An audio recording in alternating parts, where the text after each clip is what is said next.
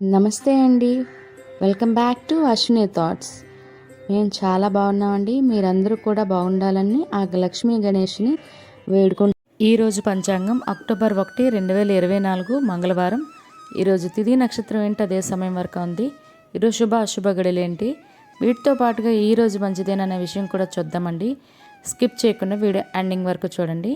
శ్రీ క్రోధినామ సంవత్సరం దక్షిణాయనం, వర్ష ఋతువు భాద్రపద మాసం కృష్ణపక్షం, సూర్యోదయం ఉదయం 5:58 సూర్యాస్తమయం సాయంత్రం 5:56. మరి ఈరోజు తిథి ఏంటి అదే సమయం వరకు ఉందో ఇప్పుడు చూద్దాము. ఈరోజు తిథి భాద్రపద బహుళ చతుర్దశి. చతుర్దశి తిథి సెప్టెంబర్ 30 సోమవారం రాత్రి 7:01 నుండి అక్టోబర్ 1 మంగళవారం రాత్రి 8:49 వరకు చతుర్దశి తిథి అనేది ఉంటుందండి. తదుపరి భాద్రపద బహుళ అమావాస్య తిథి ప్రారంభమవుతుంది. అమావాస్య తిథి ముందు రోజు రాత్రే ప్రారంభమవుతుంది కాబట్టి ఇంటికి దిష్టి తీయాలనుకునే వాళ్ళు ఈరోజు ఇంటికి బూడిద గుమ్మడికాయ కానీ పిల్లలకు దిష్టి తీయడం ఇలాంటివి చేసుకోవచ్చండి. రాత్రి 9 తర్వాత.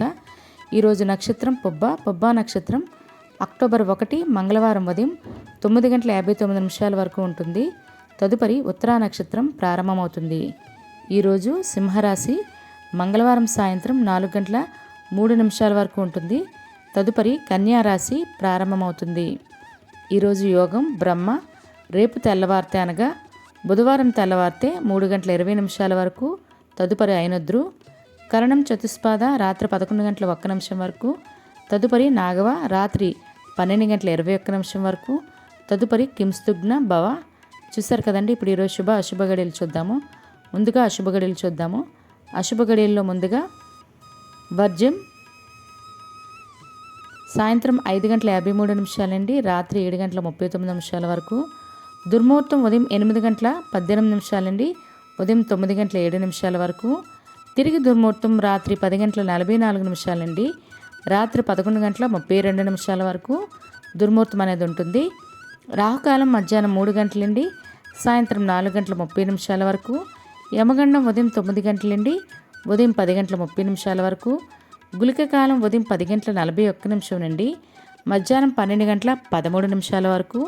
ఇవన్నీ ఈరోజు అశుభ సమయాలండి. మరి ఇప్పుడు ఈరోజు శుభ సమయాలు అనేవి చూద్దాము. శుభ సమయాల్లో ముందుగా బ్రహ్మముహూర్తం తెల్లవారితే 4:33 నుండి తెల్లవారితే 5:21 వరకు. అమృత గడియలు తెల్లవారితే 4:14 నుండి ఉదయం 6:03 వరకు. అభిజిత్ ముహూర్తం ఉదయం 11:41 నుండి మధ్యాహ్నం 12:29 వరకు. ఇవన్నీ ఈరోజు శుభ సమయాలండి. మరి ఇప్పుడు ఈరోజు ప్రశ్న అనేది చూద్దాము. ఈరోజు ప్రశ్న, అయోధ్య ఏ దేశానికి రాజధాని? అయోధ్య నగరం అనేది ఏ దేశానికి రాజధాని? ఈ ప్రశ్నకు సమాధానం తెలిస్తే అశ్విని రాపేట్ అనే ఇన్స్టా పేజ్లో అయినా లేదా ఇక్కడైనా కామెంట్ చేయొచ్చు. మీరు కూడా ప్రశ్న అడగాలంటే అశ్విని రాపేట్ అనే ఇన్స్టా పేజ్లో ప్రశ్న అనేది అడగండి. మరి నిన్నటి అడిగిన ప్రశ్నకి సమాధానం, అయోధ్య నగరం ఏ నది ఒడ్డున ఉంది? సరయూ నది అండి. చాలామంది అయితే కామెంట్ చేశారు, కరెక్ట్గా చేశారు. ఎక్కువ మంది కూడా ఆన్సర్ అయితే చేశారు.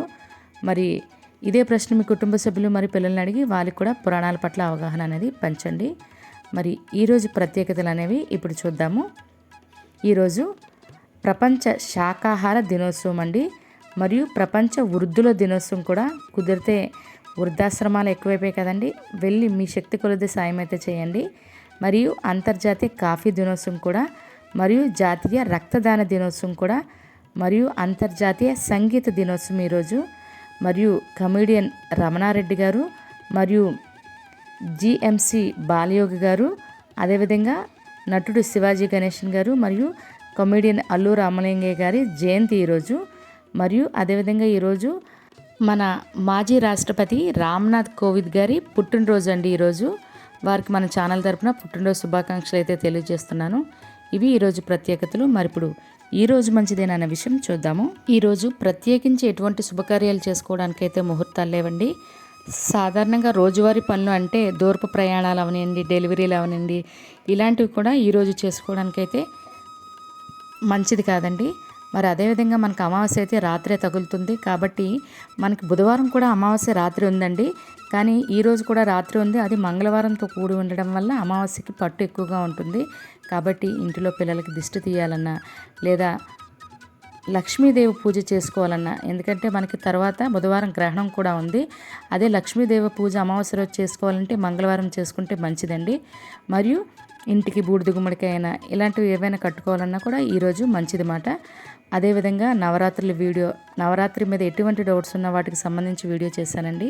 మరియు నిమ్మకాయల మాల, నీంబాసురుడు వృత్తాంతము, నవరాత్రులు ప్రతిరోజు అమ్మవారి అలంకరణ, పూజా సమయాలు వీడియోలు అయితే మన ఛానల్లో ఉన్నాయి. ఎవరికైనా అవసరం అనుకుంటే తప్పకుండా చూడండి.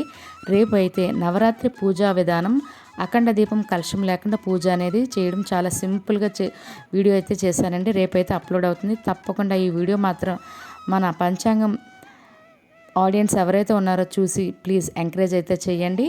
చూసారు కదండి ఈరోజు పంచాంగం.